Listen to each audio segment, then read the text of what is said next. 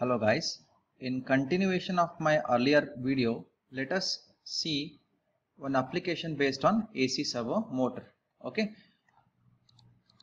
let us get into the diagram. So you can see here, as per this diagram, it is based on AC position control system. Whatever setup is there, it's based on AC position control system. Here I need to maintain a particular position, that whatever the rotor is there, I need to maintain at a particular position. So whatever the position is there, it is what measured by this potentiometer.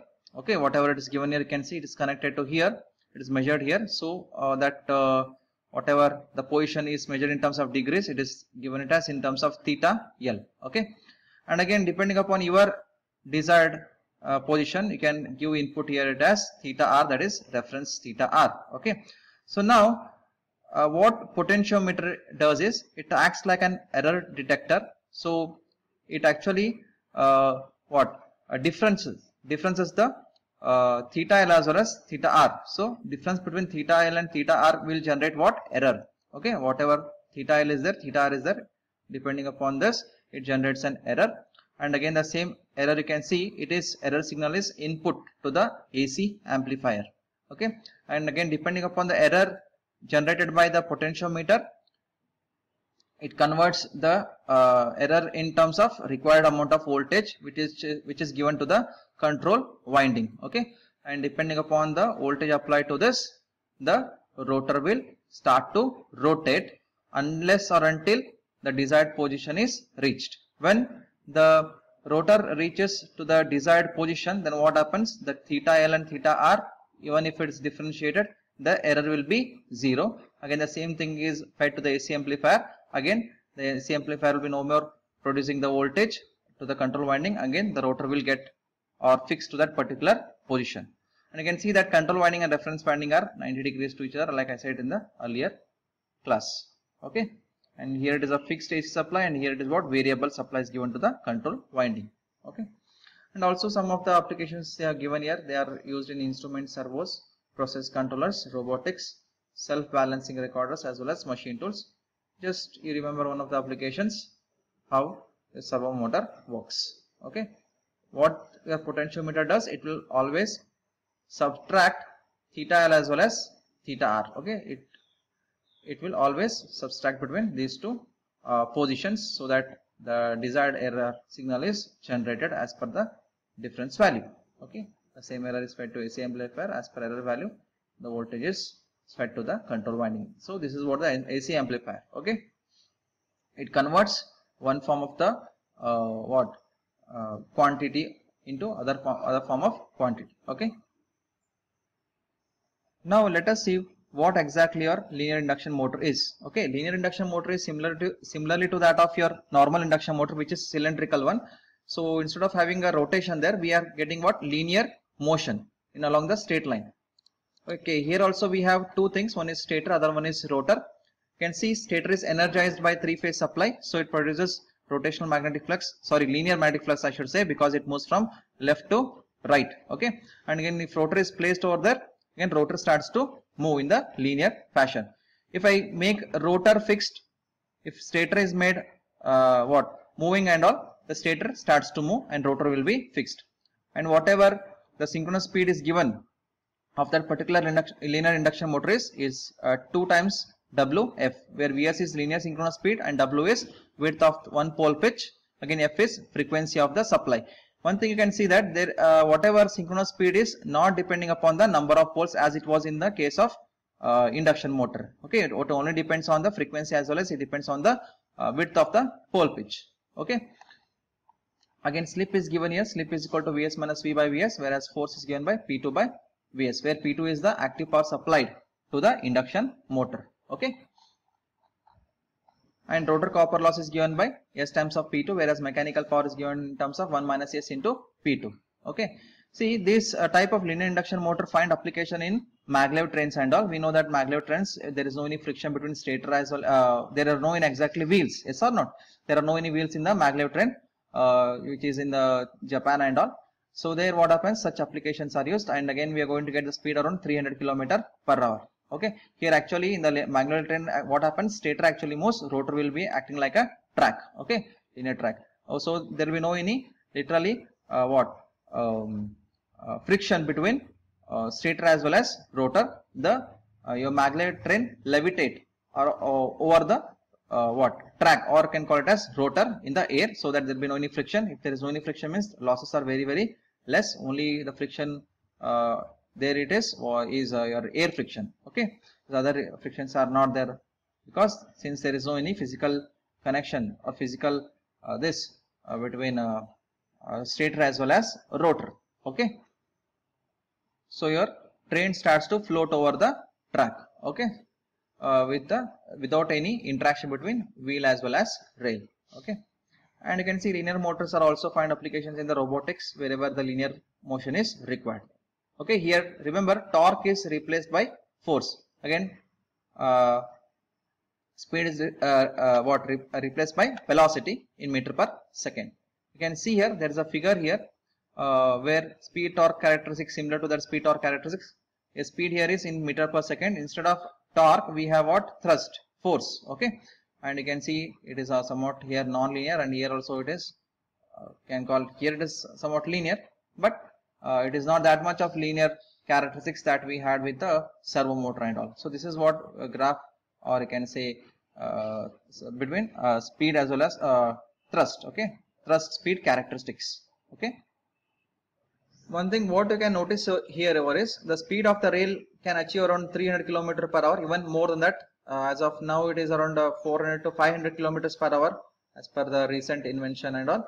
So even in future we may have more speed than this. Okay, now let us jump to the stepper motors. What are exactly stepper motors? Yes, stepper motors are the motors which take square wave pulses as input, and again the output may be in terms of linear, or it may be in terms of circular motion. Okay, linear motion as well as circular motion in terms of step angle. Okay, whatever input we give, it will give output in terms of as steps. Okay, as such, step angle is dependent upon the number of input pulses. As per the train of input pulses, the output will be in terms of steps. Okay, and the angle is decided by the manufacturer and all. Okay, depending upon the need and all, the angles can be predefined. Okay, and basically these stepper motors are used for the position control system. Okay, wherever and like I said, these motors are available in sub-fractional horsepower ratings. Low HP motors are also available in the market, and these are used in XY plotters, floppy disk drives, robotics, printers, and various control systems. Okay, next we can see that there are types of stepper motors, and what are those? First one is variable reluctance stepper motor, second one is permanent magnetic stepper motor, third one is hybrid stepper motor. Let us see first one, that is variable reluctance motor. In this type of stepper motors, we can understand the basic operation of the stepper motors. Here you can see there are stator, this is a stator and this is the rotor. Okay, and again these are the stator poles and these are the rotor poles. Okay, and it has got capacity of rotating in the bidirectional, either it may be clockwise or it may be anti-clockwise, and also it has what? Self-starting capability, and there is no need to no need of starter. Okay, there is no need of starter and all, and we shall see how exactly it works. Okay, in the operation. So initially you can see that in the diagram this is a driving circuit. All the stator windings are connected as per this with the DC supply and all. Okay, as per the connection, we have three switches here, S1, S2, S3, and going to turn on the switches as a sequence of first I will turn on switch 1, next I will turn on switch 2, next I will turn on switch 3. Okay, initially I will turn on switch 1, so I will close the switch. Initially it is open, so when I close this, so current flows like this, as well as it completes its path. Okay, but there is no any flow of current in switch 2 as well as switch 3. There is no any flow of current in between BB dash, as well as there is no any flow of current between CC dash. Only current flows in AA dash. Okay, then the circuit gets complete in this fashion. Okay, so whenever I energize switch 1, so current starts to flow in AA dash. And remember, your reliable variable reluctance stepper motor works on the principle of what? Having minimum reluctance between the stator axis as well as the rotor axis. Always rotor axis try to overlap on the stator axis. So by doing so, what happens? There will be a minimum reluctance. Okay, if the rotor axis and stator axis are far away from each other, means the reluctance will be high. So our stepper motor works on the minimum reluctance possible between the stator axis as well as the rotor axis. Now see, whenever AA dash is energized by turning on switch 1, remaining switch 2 and switch 3 are turned off. So what happens? There creates a stator magnetic axis, okay, which is shown in the dotted line here. And you can see the rotor axis is also in the same direction. So the rotor axis and stator axis is overlapping on each other. So rotor doesn't rotate anymore as it is having the minimum reluctance position. Okay. Now what I'm going to do is, now I'm going to turn on switch 2 here, switch 2 and turn switch 2 only, and turning off the switch 1 means I'm going to de-energize AA dash. I'm going to energize BB dash by turning on switch 2. Only switch 2 is turned on this operation. When this happens, you can see that the stator magnetic axis get shift towards the right side. Yes or not? The stator magnetic axis should shift towards right side. And now what rotor does? Now rotor rotates in anti-clockwise direction by angle 30 degree so as to maintain the minimum reluctance position between the stator axis as well as the rotor. This is the stator axis and this is the rotor axis, and this is actually the minimum reluctance path, okay, as per the design and all. Next, further, if again switch 3 is turned on and turning off switch 2 as well as switch 1 means de-energizing AA dash as well as BB dash, only CC dash is only energized. In that case, again what happens? Again you can see there is a shift of the stator axis from this position to this position. So again what rotor will rotate by another 30 degree. Okay. Now what happens? It achieves the minimum reluctance path here. So totally from this to this, total moment of the rotor is around 60 degrees, 0 to 60 degree, just by giving the 3 input pulses. If I want continuous rotation, then what I have to do is I have to give the train of input pulses so that it rotates in the desired manner, means the anti-clockwise fashion. Okay. So one thing you need to remember here is if I want to rotate in the anti-clockwise, I need to give pulses in the sequence manner of ABCA, ABCA, ABCA. So rotor rotates in the clockwise direction, anti-clockwise direction. Sorry, pardon. When if I give the phase sequence as CBAC, CBAC, then rotor rotates in the clockwise direction. This is what we need to remember here. Okay. And again, one more thing: the torque experienced by the rotor is given by half I square dl by d theta, where I is the flow of current in the per phase, whereas L is the inductance of the per phase, and theta is the angle by which a rotor is moving. Okay. We know that one complete rotation is 360 degree, and again a rotor, this above rotor rotates at angle 30 degree for each input pulse. If I divide 360 by 30 means I will be getting what? 12. Okay. So the rotor rotates 12 steps to complete 360 degree rotation. One complete rotation, it takes around 12 steps. Okay. Now let's study permanent magnet stepper motor. As the name itself indicates, permanent magnet is there. So rotor is made of permanent magnet. Again, we have here also multi poles here. In the stator you can see 4 poles A, B, C, D and all. Again, this is the driving circuit, and you can see each switch is for each phase, that is A1, A2 for S1, S2 for B1, B2, S3, C1, C2, S4, D1, D2. Each phase is energized separate.